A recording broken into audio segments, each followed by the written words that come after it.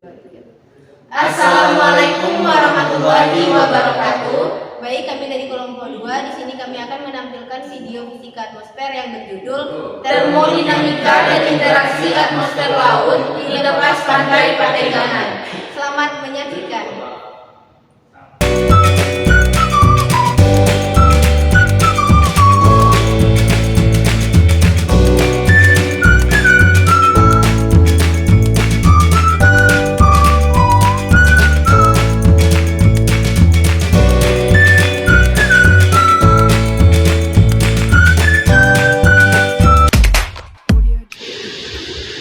Baik, sekarang kami sedang berada di Pantai Patenggangan. Sekarang jam 9.30. Suhu berada di posisi 28 derajat Celcius, terasa di 33 derajat Celcius.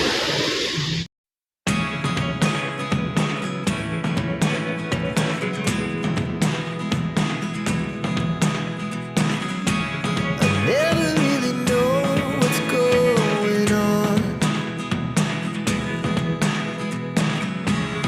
Look at me sometimes like all you want to do is run.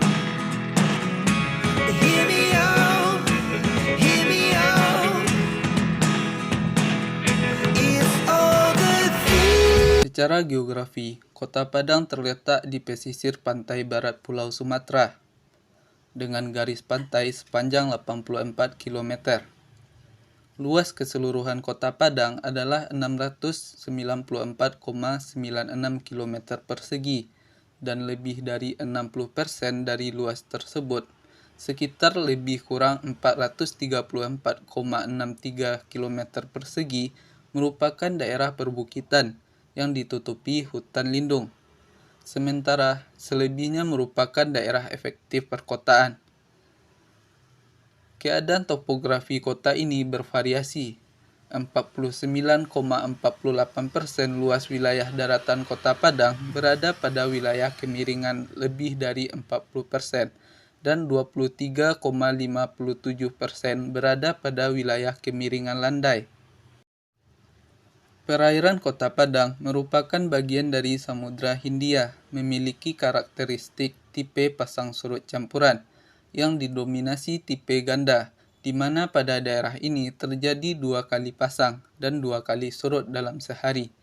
Tipe ini dipengaruhi oleh kondisi kedalaman perairan atau geomorfologi pantai setempat. Luas wilayah perairan Kota Padang sekitar 720 km persegi, terdiri dari pantai sepanjang 84 km dan 19 pulau kecil. Pesisir pantai Kota Padang dibagi menjadi 2 kelompok, yaitu pesisir landai di Padang Sare Batang Arau dan Labuhan Taruk Teluk Kabung, dan pesisir curam dan sempit di Batang Arau Labuhan Taruk Teluk Kabung Sungai Pisang Pantai Padang. Pada pukul 12.50 di Pantai Patenggangan, suhunya berkisar antara 27 derajat Celcius, namun terasa seperti 32 derajat Celcius dengan kualitas udara sedang.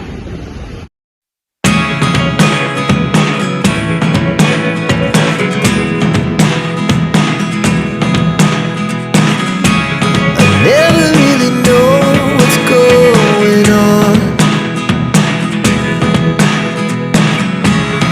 Look at me sometimes like all you want to do is run. Hear me out, hear me out. Pada siklus di daerah Sumatera Barat, salah satunya di Pantai Patenggangan, terjadi proses penguapan atau evaporasi. Kemudian terjadi proses kondensasi di atmosfer yang menyebabkan terjadinya proses termodinamika, yaitu terjadinya perubahan wujud dari gas menjadi cair atau kita kenal dengan istilah pengembunan, yang merupakan kebalikan dari evaporasi atau penguapan. Lalu, akibat adanya kondensasi, air akan terkumpul membentuk awan hitam dan siap turun sebagai hujan ketika mencapai titik jenuh. Semakin banyak uap air yang terbentuk di atmosfer, maka tetesan air yang ada di awan akan semakin banyak dan semakin berat. Kemudian, terjadi infiltrasi atau disebut juga sebagai penyerapan. Air hujan yang turun akan jatuh ke bumi dan mengalir ke sungai, danau, laut, hingga samudra. Selain mengalir ke berbagai sumber air yang turun ke bumi lewat proses presipitasi juga akan terserap ke tanah, bahkan juga diserap oleh tumbuhan. Pemanasan permukaan laut di lepas pantai Patenggangan meningkatkan suhu air laut, yang pada gilirannya memanaskan udara di atasnya. Hal ini menciptakan perbedaan tekanan di atmosfer yang mendorong pergerakan angin dan mempengaruhi aliran udara dari laut ke darat.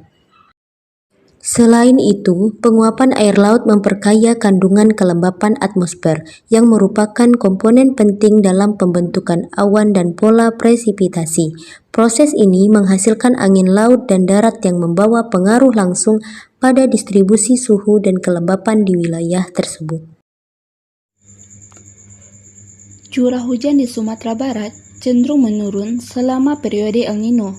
Hal ini dapat berdampak pada ketersediaan air untuk berbagai keperluan, termasuk pertanian, perikanan, dan konsumsi rumah tangga. Suhu udara di Sumatera Barat cenderung meningkat selama El Nino, terutama pada siang hari. Hal ini dapat menyebabkan gelombang panas dan meningkatkan resiko kebakaran hutan. Sementara, dampak La Nina sendiri di Sumatera Barat biasanya dikaitkan dengan peningkatan curah hujan di Sumatera Barat. Hal ini dapat menyebabkan banjir, terutama di daerah-daerah yang rawan banjir. La Nina dapat menyebabkan pergeseran musim hujan dan kemarau, sehingga sulit untuk memprediksi pola cuaca secara akurat. Peningkatan curah hujan La Nina juga dapat meningkatkan kelembapan udara, yang dapat memicu pertumbuhan jamur dan penyakit tanaman. Pada pukul 17.51 di area pantai Patenggangan, suhu berada pada skala 27 derajat Celcius, tetapi terasa seperti 25 derajat Celcius.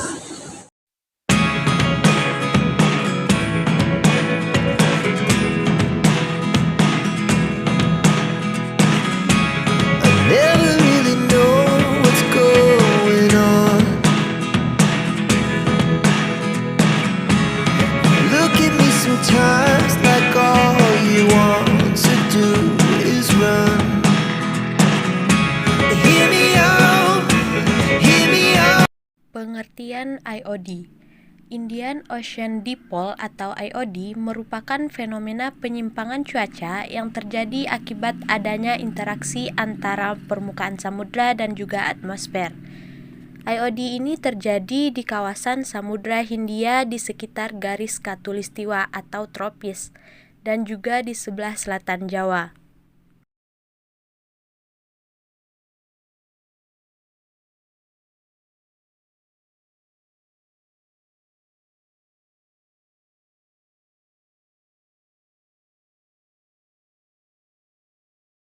Interaksi tersebut menghasilkan tekanan tinggi di Samudra Hindia di bagian timur atau bagian selatan Jawa dan barat Sumatera, sehingga menimbulkan aliran massa udara yang bergerak ke barat. Hembusan angin ini akan mendorong massa air di depannya dan mengangkat massa air ke permukaan, sehingga suhu permukaan laut di sekitar pantai selatan Jawa dan juga pantai barat Sumatera akan mengalami penurunan yang cukup drastis. Gejala ini akan menimbulkan gelombang Kelvin sepanjang ekuator yang bergerak ke arah timur atau berlawanan dengan arah angin. Gelombang ini pada gilirannya mengangkat lapisan thermoline atau lapisan air yang merupakan batas antara massa air yang lebih hangat di bawah permukaan laut dengan air yang lebih ini terangkat di bawahnya. Suhu permukaan air laut timur akan menurun. Samudra Hindia atau selatan di Jawa dan barat gelombang Sumatera ini akan menekan thermoline lebih masuk ke dalam, yang akan mengakibatkan suhu permukaan air laut akan meningkat. Dan Indian Ocean Dipole ini pun berlangsung. Karena itu pula penurunan suhu permukaan air laut di sisi timur Samudra Hindia atau anomal negatif dan kenaikan suhu permukaan air laut di sisi baratnya atau anomal positif disebut peristiwa pembentukan dua kutub yaitu kutub positif dan kutub negatif suhu permukaan air laut atau Indian Ocean Dipole. Pembentukan dua kutub suhu permukaan air laut ini akan mengakibatkan pergeseran zona konveksi atau zona pembentukan awan-awan yang berpotensi akan menimbulkan hujan, di mana zona ini biasanya terdapat di atas permukaan air laut yang hangat atau anomali positif. Atmosfer dan laut terus-menerus bertukar energi dan massa. Proses-proses utama yang terjadi meliputi 1. Penguapan. Air dari permukaan laut menguap menjadi uap air dan memasuki atmosfer. Proses ini membutuhkan energi panas dan mendinginkan permukaan laut. 2. Kondensasi. Uap air di atmosfer berubah kembali menjadi tetesan air membentuk awan. Proses ini melepaskan energi panas dan menghangatkan atmosfer. Ketiga, radiasi. Matahari memancarkan energi radiasi ke permukaan bumi, termasuk lautan. Energi ini sebagian diserap oleh air laut dan sebagian lagi dipantulkan kembali ke atmosfer. Keempat, konveksi.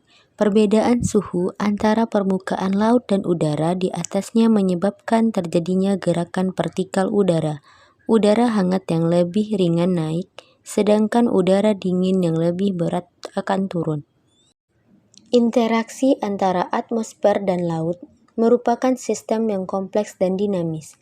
Variasi suhu di lepas pantai sepanjang hari adalah hasil dari keseimbangan antara pemanasan matahari, pendinginan radiasi, angin dan arus laut. Memahami prinsip-prinsip termodinamika dan proses-proses interaksi atmosfer laut sangat penting untuk memprediksi cuaca dan iklim. Sekian video fisika atmosfer dari kelompok 2, semoga bermanfaat. Kami akhiri. Wassalamualaikum warahmatullahi wabarakatuh.